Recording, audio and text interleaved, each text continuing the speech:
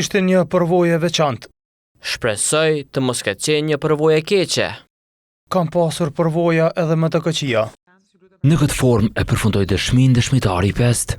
Ishte ky ish diplomati amerikan Christopher Hill, që për 3 ditë ishte në bankën e dëshmitarit të ftuar nga ekipet mbrojtëse. Kretë kjo në rastin e njohur si thaqe dhe të tjerët në dhomat e specializuara në Hag. Për proces verbal, Të mërkurën Hill vazhdoi t'i përgjigjej pyetjeve të trupit gjykues. që kemi në ekran, thot më në fund. Diplomatin e pension tha se nuk ishin në dieni se kush po i lëshonte komunikatat e USHK-s.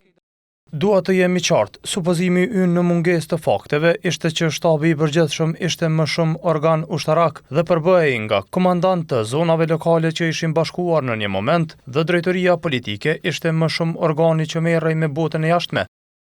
Tutje Hill tha se marrëveshja e Rambujes përmbysi pikpamjet e ish-presidentit serb Slobodan Milošević për shqiptarët.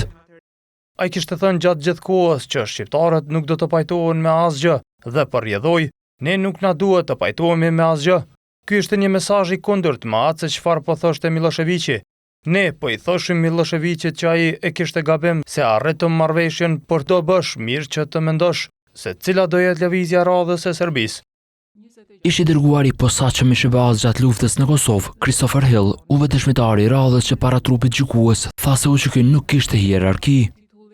Sean Burns ishte më i prirur se unë që të besonte se ekzistonte një objekt që kishte linjën hierarkie të komunikimit që ndryshe njihej si UÇK-ja. Unë nuk ndaja të njëjtin mendim sikur Seani.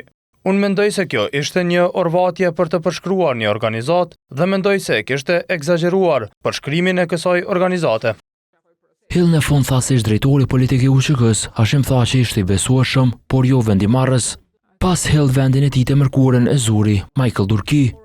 Dëshmitari i 6 gjatë kohës së luftës në Kosovë mbante pozitën e këshilltarit politik të ish komandantit të NATO-s Wesley Clark.